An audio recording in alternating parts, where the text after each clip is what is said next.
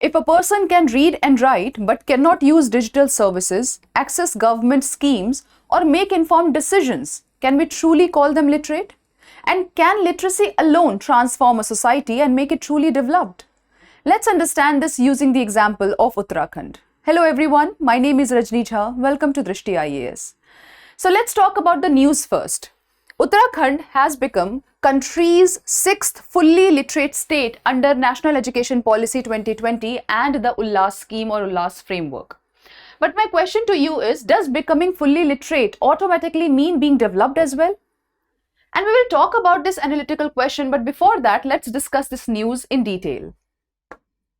So what is the condition for a state to be called fully literate state?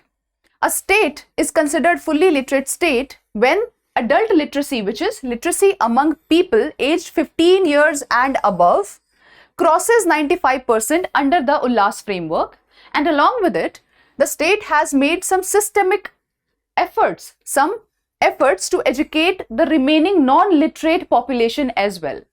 And in Uttarakhand, this adult literacy has crossed 98%, which makes it fully literate state now.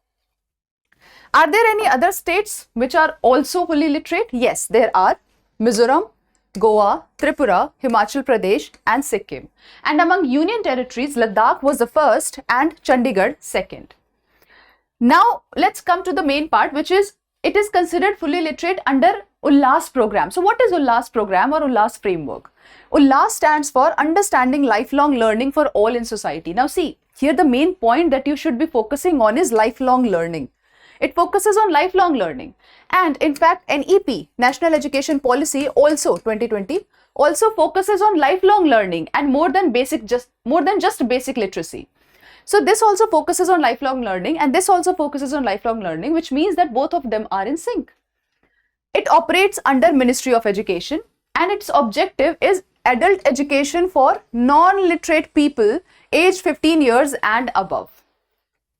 It focuses on 6 dimensions. As I told you that even in NEP, we talk about more than just basic literacy. And similarly, ULLAS also talks about just more than basic literacy, which is there are 6 dimensions or 6 components here. The first is foundational literacy. What is that? The basic ability to read, write and understand a language for daily practice. Second, numeracy, basic mathematical operations like addition, subtraction, multiplication, counting. Critical life skills. What are critical life skills? For example, problem solving skills or financial literacy or healthcare awareness. Next, vocational skill. Vocational skills are skills that help you get a job, get employed. So the skills that can get you employment. Next, basic education. For those of you who missed elementary school, for them basic education as well. And finally, digital literacy, which means the usage, the ability to use smartphones, internet, mobile data, and all of these, the internet platform, for basic understanding, for learning, communication, and also for services, for availing the services. So it focuses on all these 6 dimensions rather than just basic literacy. Next is, now is the question. See, earlier literacy meant the ability to read and write, that's it. But now in modern governance, the scope of literacy has increased. As we just saw that it includes 6 components under ULLAS framework. Now in modern governance, literacy includes financial literacy, digital literacy, technological literacy and all the other that we just saw. Why is that? Because India is trying to become a knowledge economy. And for India to become a knowledge economy, it has to include every citizen in the information system. The citizens cannot remain excluded from the information system. And today, literacy is not just about the ability of being able to read or write. It's not just about the ability to read or write. It is about participation in modern society, whether you can participate effectively in the modern society or not. We can also connect this whole idea to Amartya Sen's capability approach. What is that? He argued that development should not be measured only through GDP growth. In fact, real development happens when individuals, humans, develop their capabilities, they gain capabilities and freedoms that allow them to live the life that they truly value. And for that, the freedom that they need is to participate politically. They should be able to participate effectively in democracy. They should be able to access education, improve their economic opportunities, and make informed life choices. Now connect this with literacy. If a person is not able to read or write, the person will not be able to avail government schemes. The person will not be able to access information and education. The person will largely stay outside this whole information society that we are trying to create. So if there is no literacy, we cannot move towards development. But the question is literacy alone sufficient for development? See, this has provided the basic foundation, true. But is this alone enough for development? And the answer is no. Literacy can help you get through the door. So just imagine there's a door here, and beyond that door, there are a lot of opportunities. Literacy can help you get through the door. It can open doors, but whether you're able to take benefit of all the opportunities which are beyond that door depends on a lot of different factors also. For example, whether there is gender gap or not, whether there is gender equality, whether you have access to healthcare, whether you have access to quality education, whether or not there are some structural challenges in your society. So literacy can get you through the door, but in order for you to develop truly yourself also, and the society and the nation at large, the country at large, you need other things as well. Yes, so like I told you, literacy alone is actually a necessary condition, but it alone is not sufficient. Why? Especially in a country like India, we have a lot of challenges. I have written 3 challenges, 3 problems here. We'll discuss them. The first is literacy versus learning. I'm sure you must have heard somebody say in your life that, oh, that person is literate, the person knows how to read and write, the person is educated, but that does not show in his behavior, in his or her behavior. The same happens here also. So just because somebody is technically a literate person does not mean they have basic understanding of the concepts, they have basic understanding of life, they have basic life skills. So literacy is not equal to learning. Second, female literacy gap. We keep saying that if you educate a woman, you will be educating the entire generation and all that. And yet there is gap, there is gender gap when it comes to literacy between male and female, between men and women. And women are much less literate as compared to men. So that gap we need to fix, because literacy and education also brings a lot of positive changes in the society, positive changes in the life of that person. So if there is female literacy gap, that means if the women are not literate enough, they will not be able to avail maternal benefits. They will not know what they should be doing for their overall health and development of life. Next is digital divide. Now see, traditionally digital divide meant that everybody did not have access to phones or internet or mobile data. Right now, everybody has access to phones, internet and mobile data. So what is the current digital divide? The current digital divide is whether you are able to use that phone, internet, mobile data, all of that for accessing government schemes, for accessing different facilities like banking facilities, whether you are able to prevent any digital fraud.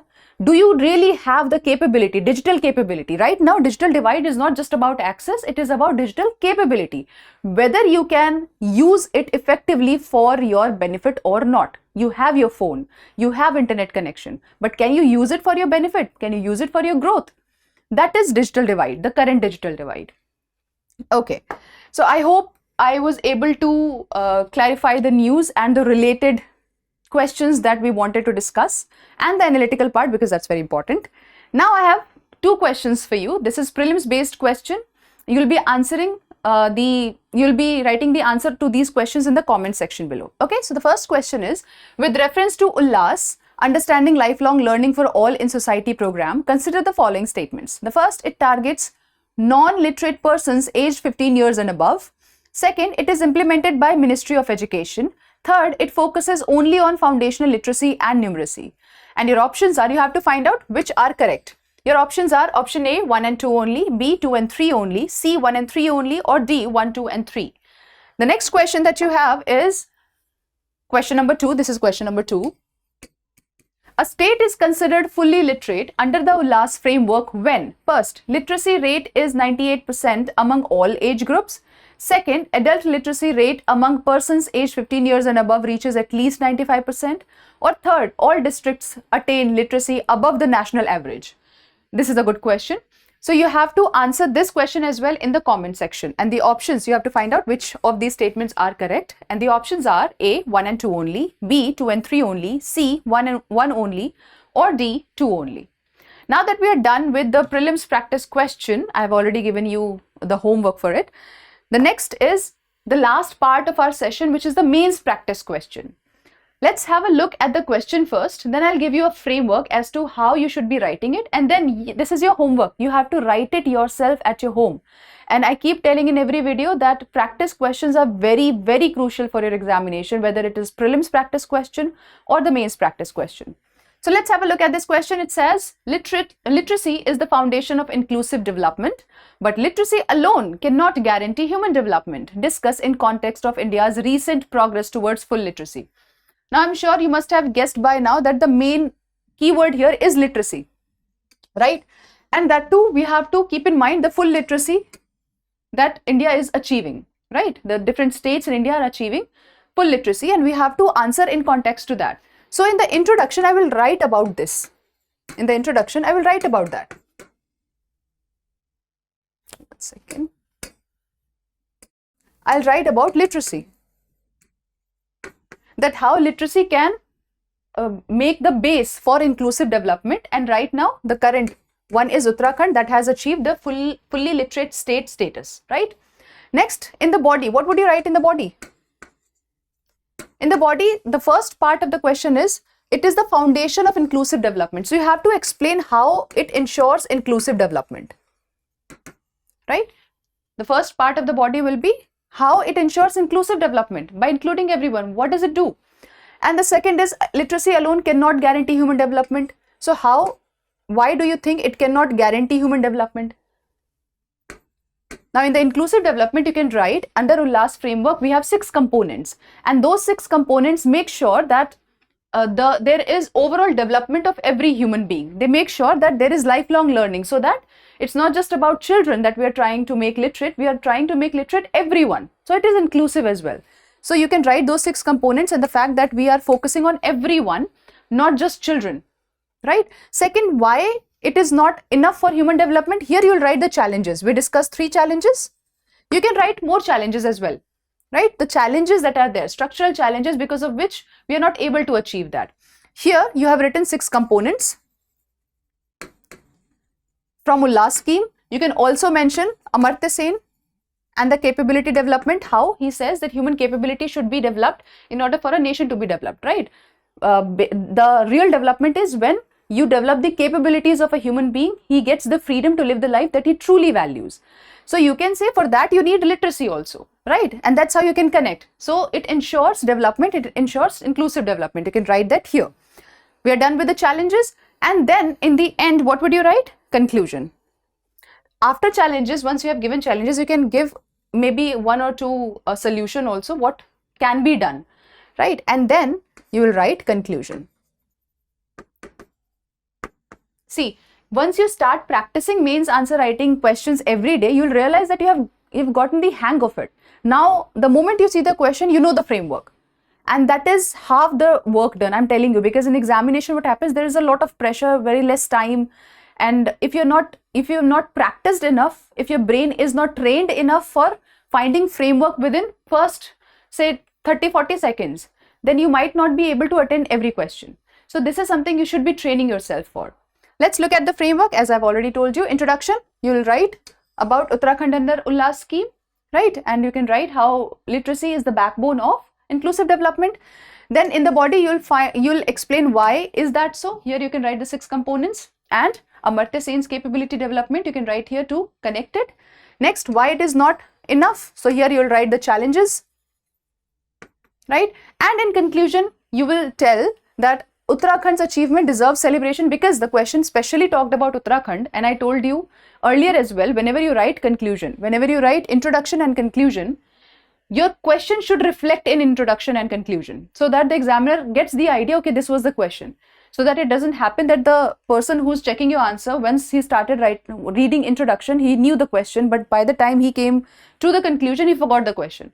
Your answer should be reminding him again and again what was the question, right? So again, we'll write that Uttarakhand's achievement is actually worth celebration, but development will happen. How? When there are some structural challenges that you need to tackle. For development, capability is required, opportunity is required, human freedom is required. And in India, challenge is not just the fact that you need to literate citizen, but we have to empower citizen.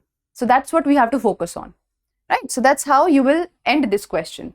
That's it for today's session. I really hope that you enjoyed the lecture. Until next time, take care. For more informative content, like, share and subscribe, and do not forget to press the bell icon to get the notifications.